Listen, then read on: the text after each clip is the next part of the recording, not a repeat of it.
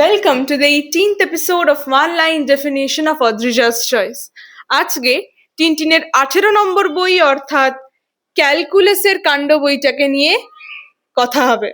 তো এই বইটাকে নিয়ে প্রথমেই যেটা বলবো যে তোমরা যদি মনে করো যে এই বইটা দিয়ে কি টিনটিন সিরিজ পড়া শুরু করা যাবে, খুব একটা মন্দ নয়, ঠিক আছে, এই বইটা দিয়ে করা যাবে।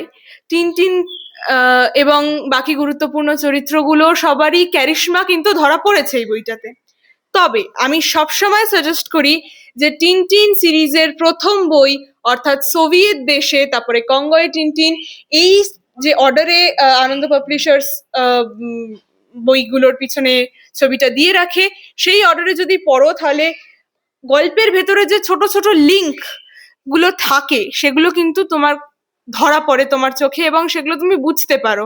কাজেই সবসময় চেষ্টা করবে যে সোভিয়েত দেশে দিয়েই কিন্তু টিনটিন সিরিজ পড়া শুরু করতে, কারণ ছোট্ট ছোট্ট ডিটেল গুলো কিন্তু at the end of the series খুব ম্যাটার করে এবং এগুলো খুব গুরুত্বপূর্ণ। আসি আমাদের নেক্সট টপিক, সেটা হচ্ছে চরিত্রগুলো কেমন বা চরিত্র বিশ্লেষণ।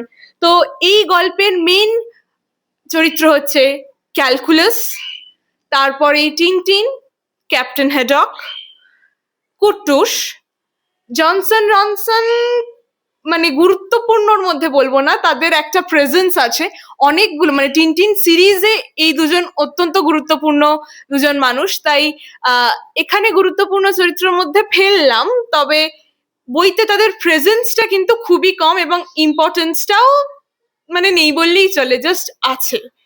নেক্সট হচ্ছে বিয়াঙ্কা কাস্তোভিয়ার, খুবই কম সময়ের জন্য বইতে ধরা দিয়েছেন, যদি বা আমার মনে হয় যে আরেকটু কিছুটা সময় ওনাকে এক্সপোজার দেয়া যেত বইটাতে। তারপর এই বইয়ের আরেকজন গুরুত্বপূর্ণ চরিত্র হচ্ছে জলিয়ান। কিন্তু টিনটিন সিরিজে আর কোথাও তুমি দেখতে পাবে না, এটা এই বইতেই উনি আছেন এবং খুব মজাদার একটা চরিত্র। ইম্পর্টেন্স যে ঠিক কতটা সেটা আমার একটা ডিবেট আছে আমার নিজের মধ্যে, যে অনেকে বলে জালিয়ানের ইম্পর্টেন্স খুব বেশি, তবে উনি কিন্তু ঠিক টাইম ফুলের মতো আমার ধারণা, মানে গল্পের থেকে গল্পের অ্যাটমসফিয়ারটাকে ভালো করছে। লাইক খুব ইম্পর্টেন্ট কোনো ভাইটাল রোল যে উনি স্টোরি লাইনে, এটা আমার মনে হয় বেশি অ্যাপ্রোপ্রিয়েট হবে। স্টোরি লাইনে খুব একটা ইম্পর্টেন্স ওনার না থাকলেও পাঠকদের কাছে ওনার ইম্পর্টেন্সটা কিন্তু আছে, কারণ অ্যাটমসফিয়ারটা যেটা জালিয়ানের প্রেজেন্সে ক্রিয়েট হচ্ছে সেটা কিন্তু পাঠকদের খুব আনন্দ দেবে বলে আমার ধারণা। এবার বলি যে গল্পের প্লটটা কিন্তু খুব কঠিন, প্লটের মধ্যে চরিত্রের প্লটিং গুলোও কিন্তু খুব ভালো, গল্পের স্টোরি লাইনের মধ্যে চরিত্রের প্লটিং গুলোও খুব ভালো। আই রিপিট, কারণ চরিত্রগুলোর ইন্টিমেসি পাঠকদের সঙ্গে যত না ভালো, তার থেকেও বেশি ভালো হচ্ছে গল্পের স্টোরি লাইনের সঙ্গে। গল্পের স্টোরি লাইন কিন্তু চরিত্রগুলো মানে একদম খাপে খাপে মিলে গেছে যাকে বলে, আর গল্পের স্টোরি লাইনটার ইন্টিমেসি আবার পাঠকদের সঙ্গে খুব ভালো। তার মানে ভালো করে বুঝে নাও, এটা একটা ফর্মুলার মতো, গল্পের চরিত্রগুলোর ইন্টিমেসি স্টোরি লাইনের সঙ্গে ভালো, খুবই ভালো বলবো। স্টোরি লাইনের ইন্টিমেসি পাঠকদের সঙ্গে খুব ভালো, মানে এটা ঠিক দাঁড়ালো হচ্ছে A equals to B, B equals to C, তার মানে A ইকুয়ালস টু সি, এই ফর্মুলায়। মানে অল টুগেদার আমি বলবো যে চরিত্র এবং স্টোরি লাইনের একটা খুব সুন্দর ব্যালেন্স লক্ষ্য করা গেছে এই বইতে, যেটা কিন্তু খুব ইম্পর্টেন্ট একটা বইয়ের ক্ষেত্রে। এবার আসি যে গল্পের স্টোরি লাইনটা কিরম। আবারও বললাম, এটা খুবই ইম্পর্টেন্ট পয়েন্ট যে চরিত্র এবং স্টোরি লাইনের একটা খুব সুন্দর ব্যালেন্স আছে, যেন মনে হয় চরিত্রগুলো আর স্টোরি লাইনটা মেড ফর ইচ আদার, এত সুন্দর প্লটিংটা। এবার আসি যে ঠিক মানে কোন ধরনের রিডারদের এটা স্যুট করবে। বলে রাখি যে একদম পিওর অ্যাডভেঞ্চার এবং থ্রিলার, তার মাঝখানে লড়াই করে কমেডি একটু জায়গা করে নিয়েছে, তবে কমেডির অংশটা খুব কম, যদি বা এখানে ক্যাপ্টেন হ্যাডক আছে, গুড সেন্স অফ হিউমারও আমরা এক্সপেক্ট করতে পারি।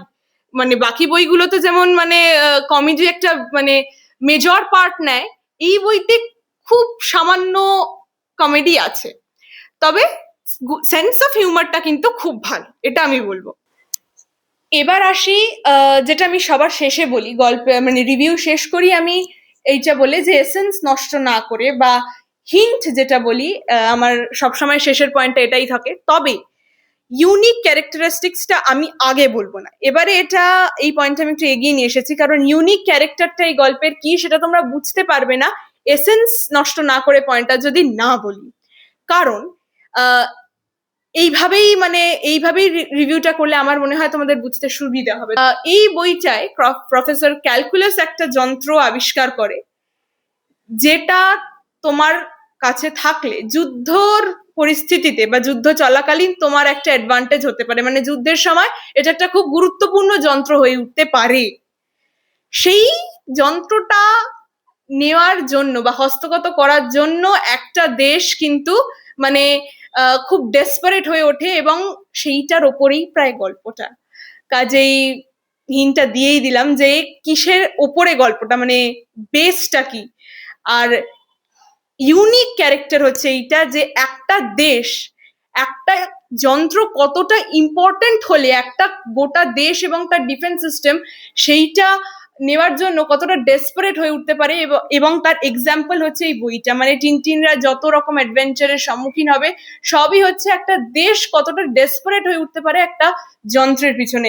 এটা আমার মনে হচ্ছে এই গল্পে খুব ইউনিক, এবং এই ধরনের প্লট কিন্তু খুব রেয়ার, মানে খুব কম বইতেই তোমরা পাবে। স্টোরি বুকের ক্ষেত্রে বলছি, যে একটা দেশে, একটা কোনো মানুষের নয়, একটা দেশের কতটা ডেসপারেট নেচার এখানে তুলে ধরা হয়েছে। তো এবার বলি যে কারণটা কি ছিল, সেটা যদি বলে দিই তাহলে হবে কি করে। কারণটা কি ছিল আর কোন দেশ, সেইটা তোমরা আমাকে বলবে, আমি তোমাদের নয়। কারণ বই বন্ধু অদ্রিজা বিলিভস ইন বইয়ের এসেন্স না নষ্ট করে যা হয়। কাজেই এসেন্সটা ইনট্যাক্ট রাখতে আমি বলবো যে আমার এর থেকে বেশি বলার আর কোনো দরকার নেই। তোমরা বইটা পড়ো, আর যদি আগে পড়ে থাকো বইটা, তাহলে আমাকে জানিয়ে দিতে ভুলো না কোন দুটো প্রশ্নের উত্তর।